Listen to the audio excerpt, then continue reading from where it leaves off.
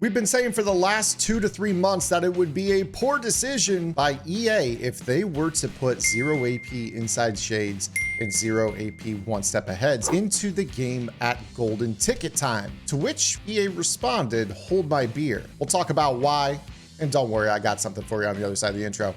Let's get into it. What is up, guys? Zan from the Zan Madden YouTube channel. And as I was talking about in the intro, the 0 AP inside shades and the 0 AP one step aheads are something that we've been saying on social media, in Twitch streams, in YouTube videos across the community would not be the wisest decision by EA. And that was when the AP was at 12 AP. EA is basically saying, golden ticket season, we were going to drop those before the golden ticket season, as evidenced by the fact that we got a Backyard Ballers and Quan Bolden item that's a corner with a 0 AP one step ahead.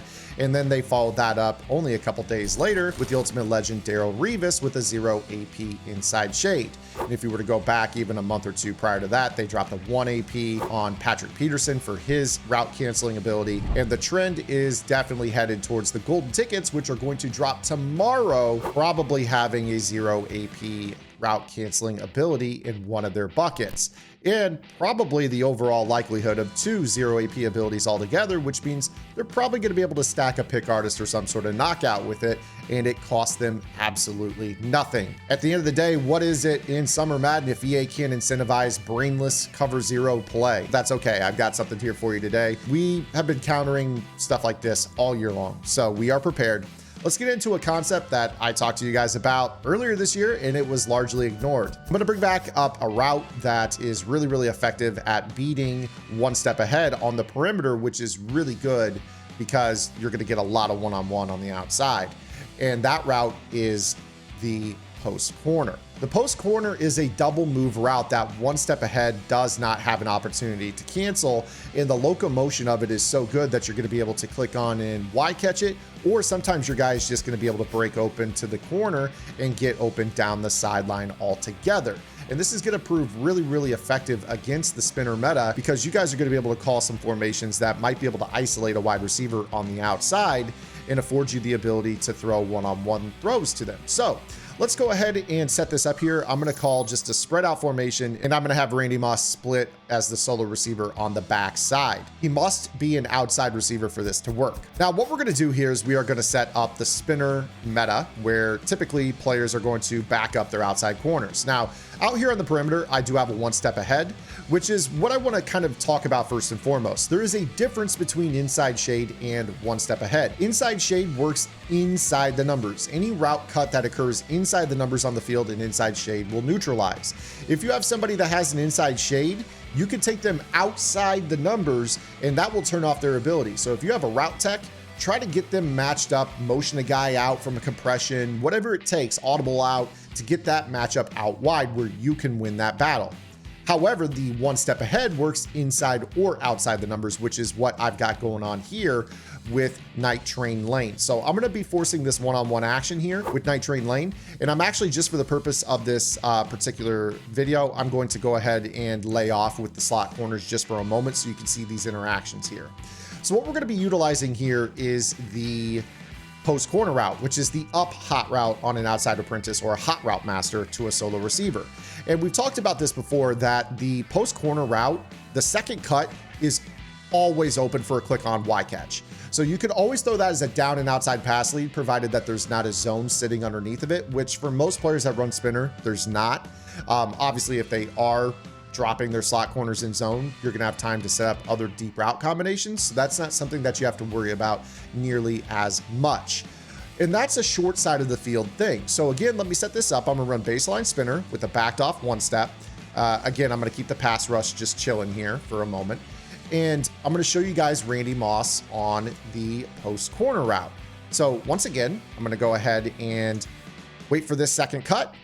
Cut one, cut two. You see right there, I actually didn't even need to throw a Y catch. I could have just thrown that as a rack up the sideline and I would have been gone, like you guys saw in the intro to the video. So this route has a really high win rate as far as getting open, right? And even when it doesn't get open, you could throw this as a down and outside pass lead, click on and aggressive catch it back towards the line of scrimmage to be able to make that catch. Keeping in mind that most players, due to the 6 AP structure that we have currently, are probably going to be running deep route KO. You're not going to be dropping these throws on the outside. So this is a great possession catch that you guys can utilize to keep the chains moving to spread out wide receivers. Now, of course, you guys would want to run this out of formations like, for instance, bunch, where you have a solo receiver to the backside, maybe tight if you motion a receiver out wide outside the numbers and put them on that route, that would be fine.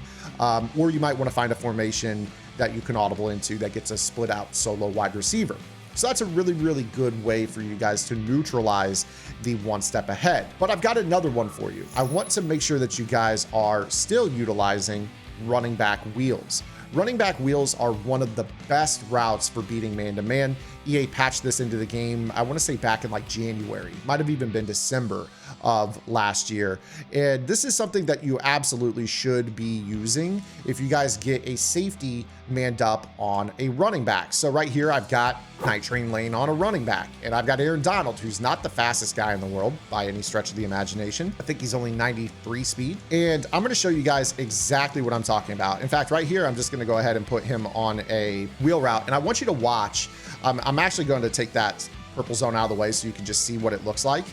I want you to see what the one step ahead inside shade is going to do against this wheel route. So watch Donald as he turns up the sideline and runs right by his man. You're going to be able to lob this over the top. Now, again, Aaron Donald is like 95 speed. It gets way faster. It gets way more agile. It gets way lighter than him. This is a 6 foot, 280 pound running back. Obviously the flash is like 99 speed and runs routes like a wide receiver. I wanted to show this to you with a slower running back to show you that this route just flat out gets open in general. So don't sleep on this route. It's still very, very, very good. And it is something that you should absolutely positively be utilizing. You could even run this to the, the wide side of the field if you really want to. In fact, you don't even really have to use it as a route that is up at wide receiver. If I were to motion this back into the backfield and keep it on the short side, you would actually take note that this is a really, really effective route, because a lot of times inside shades will run down towards the line of scrimmage and then get roasted faster. In fact, in a lot of cases, if the wheel's out of the backfield, the guy guarding it will run down too far towards the line of scrimmage, making this throw even easier for you. So it's not necessarily a route that you have to throw as a wide receiver lined up in the slot. Obviously, again, I know that he dropped it from behind right there. Donald's not a good receiver, but I just want to show you that he still gets about a good step and a half, 2 steps on this. If you have a guy who has catch rating, is actually fast and doesn't weigh 280 pounds, it's an easy lob. Oftentimes a one-play score, especially against this meta. So one step ahead doesn't work against running back wheels either. So these are 2 off-meta routes that absolutely screw up inside shades and one step ahead. You guys are going to need a full diet of these moving forward. I will be doing more content here on the channel, so make sure that you guys subscribe and hit the notification bell so you're notified of my uploads here on the channel. If you guys want more content, I'm going to have a breakdown seminar in our vault talking about one step ahead theory, how to utilize routes, space the field, isolate things, timing patterns, all kinds of stuff that we can talk about based off of where one step aheads and inside shades line up and how you can go at them with different types of formations and different routes. So make sure you guys check that out. That's going to be on Gridiron here very, very soon. Hopefully I'll see you guys on the website. If not, we'll see you guys right back here tomorrow with our next YouTube upload. Until then, this is Zan. Get the lab in. Good luck.